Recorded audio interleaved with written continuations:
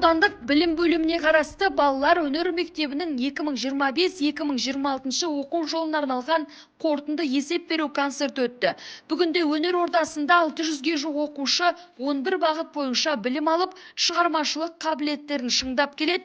Оларға 40-қа жуық білікті педагог тәлім беруде. Жалпы жыл қорытындысы көңіл қуантарлық. Ендеше өнерлі өрендердің бір жылдық еңбегінің нәтижесін бірге тамашалайық. Асау жүрек жанығы балқынбасын, бойына біткен өнер сарқылмасын. Шыңға біткен шынардай биіктерде халқымның өнері жарқылдасын. Өнер әлемі тұтас бір ғұмыр десек, ол жеке бастың ғана емес, тұтас бір халықтың айнасы.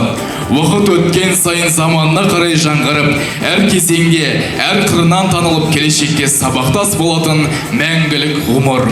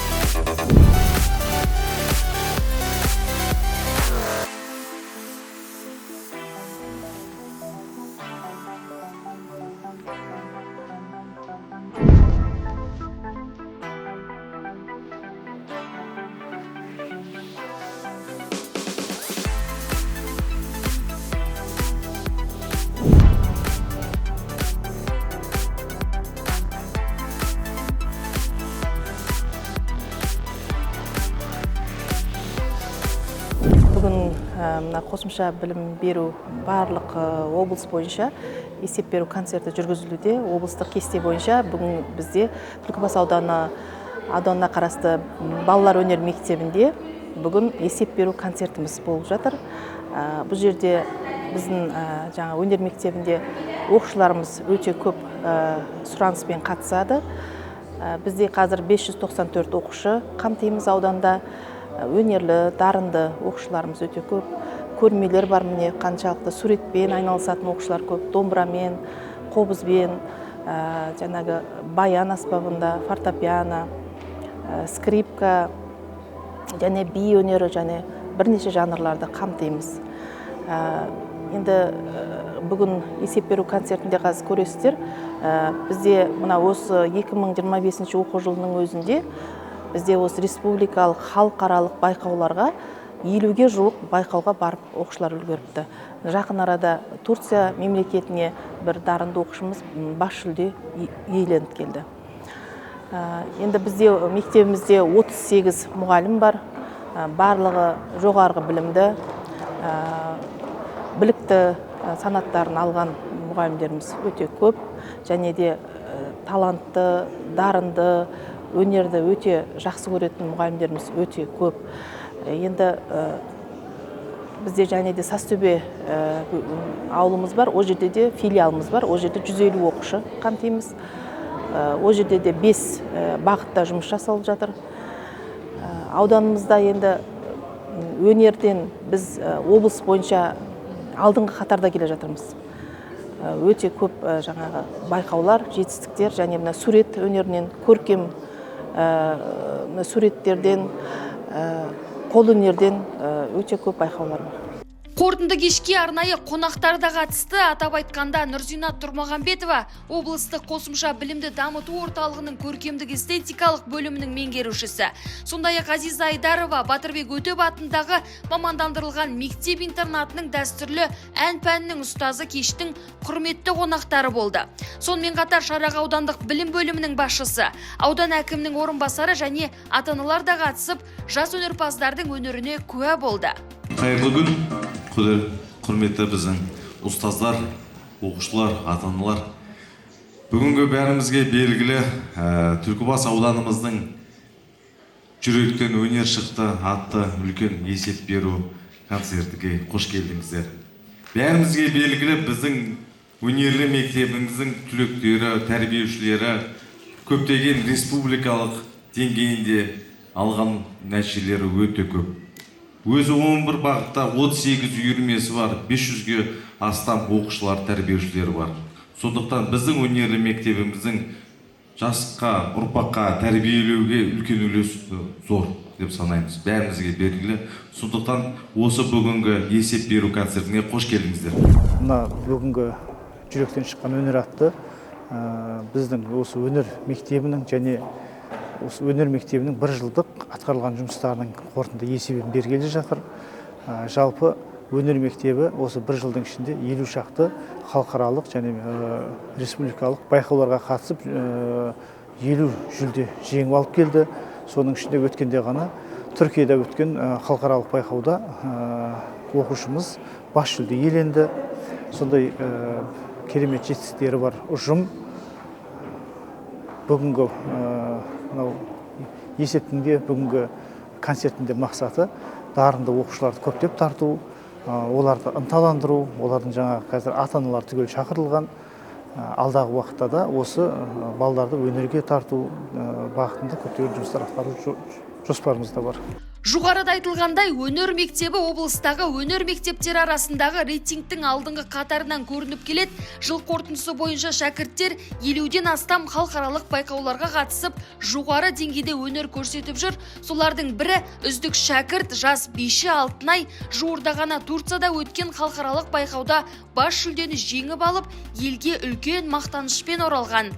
Мен 6 жасымнан бастап балалар өнер мектебі Қарагөз би үйірмесіне қатысамын. Мен Алматы, Астана, Түркістан, Тараз, Шымкент қалаларына барғанмын. Менің ең соңғы жетістігім Турцияға барғанмын. Данс батылға 44 топтың ішінен бас жүлдені игеріп алғанмын.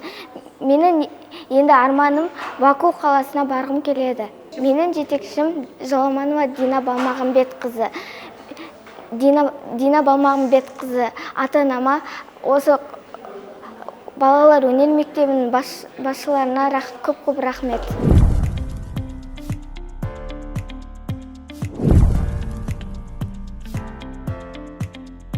Кештің тағы бір ерекше сәті ұстаздарға көрсетілген құрмет болды. Сахна төрінде еңбек сіңірген ұстаздарға ілтипат білдірілді. Мырзабекова Гүлзира Мырзабекована, Жолдасова Жанна Алишерқызы, Сейсенбаева Алтынкөл Мамбеталиевна. Олай болса, ардагер ұстаздарға арналған гүл шоқтарын қабыл алыңыздар. Бүгінгі міне балалар өнер мектебінің кезекті концертіне келіп отырмыз. Әрине балалар біздің болашағымыз, балалардың өнерін көріп тамашалап жатырмыз. Балалардың әрбір қимылы, әрбір үшін үлкен мәртебе. Енді әрине не айтамыз? Бүгінгі біздің келіп отырған қонақтарымыз, білім саласының бастығы, Түркістан қаласының мәдениет үйінен келіп отырған, мына өңкей біздің бұрынғы қызметкерлеріміз, осы салада жұмыс істеген апайларымыз, ағайларымыз келіп отыр. Әрине бәріміз келіп қуанып жатырмыз. Бұл балдардың мерекесі үшін әрине біз әр уақытта жүрегіміз жылы, жарқын болады. Біз енді балдар үшін әр уақытта дайынбыз. Бүгінгі көңіліміз толып отыр. Ата-аналарымыз келіп отыр, ақжаулықты аналарымыз келіп отыр, аталарымыз келіп отыр, келіндеріміз, балаларымыздың аналары келіп отыр. Әрине солардың бәріне біз көріп қуанып жатырмыз. Біз не айтамыз, балдардың болашағы жарқын болсын. Әр уақытта біз қуаныштымыз. Балдардың жүзінен күлкі кетпесін, әр уақытта мейірімді болсын, сабақтарын жақсы оқысын. Біз әр уақытта көреміз. Балдардың несі жаңа өнері асқақтап өсе берсін. Мына өнер мектебінің бүгінгі есеп беру концертін көрдік, өте тамаша. Ұстаздардың өнерін көргеннен кейін біз әрине қуанышпен немеремізді осы ұстаздарға табыстаймыз. Менің мысалы осы немеремнің домбыра қатысқалы бері 3 жылдан асты. Ұстазды ботасы көздеген апайы өте жақсы, сауатты, салауатты сабақ береді. Мысалы қазір мен үйде тексеріп отырсам, немерем 22 күй тартады екен. Барлық нотасы бар, бәрін тізбектеп жазып қойдым. Әрқайсының нотасын алып оқиды, нота бойынша тартады, сауатты. Енді бүгінгі концертте өте ұнады.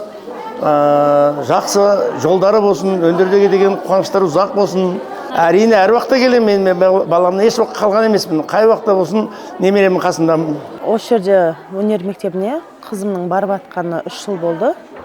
Құдай қаласа 4-ші неден кейін бітіреді.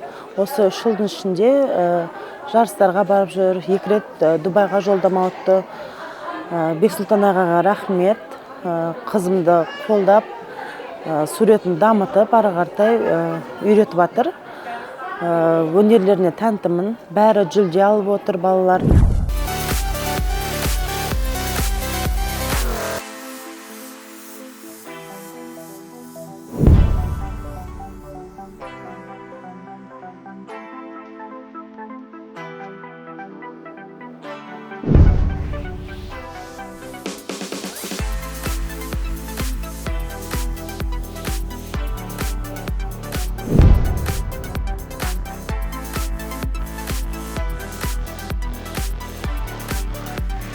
Бүгінгі қатысқан оқушыларға және келген ата-аналарға үлкен алғысымызды айтқымыз келеді. Бүгін өнер көрсеткен оқушылардың бәрі осы жүлделі орындар алып келген оқушылар, дарынды оқушыларымыз. 1 сағаттан аса уақытқа жоспарланған концерттің артында қаншама маңдай термен тынымсыз еңбектің жатқанын біреу білсе, біреу сезіне бермейді. 1 жылдық еңбекті 1 сағатқа сыйғызып, оны көрерменге жоғары деңгейде ұсыну бұл үлкен өнер. Сахна сыртында көзге көрінбейтін еңбектің иелері ұстаздар, солардың бірі директордың тәрбие жөніндегі орынбасары Айсұлу ханымды сөзге тарттық. Бүгін міне Түлкібас аудандық балалар өнер мектебі өзінің жылдық есеп беру концертін жоғары деңгейде өткізді. Оқушыларымыздың барлығы қамтылды деп айтылсақ болады. Оның ішінде домбырашыларымызда, бишілерімізде, әншілерімізде, күйшілерімізде, дәстүрлі әнімізде, скрипка, қобыз, барлық үйірме сыныптарымыздың барлығы қамтылды.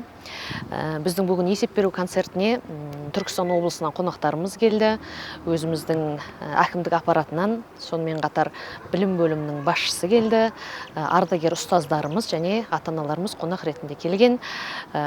Жылдық есеп беру концертіміз жоғары деңгейде өтті деп ойлаймын. Барлығы қамтылды, барлығы риза.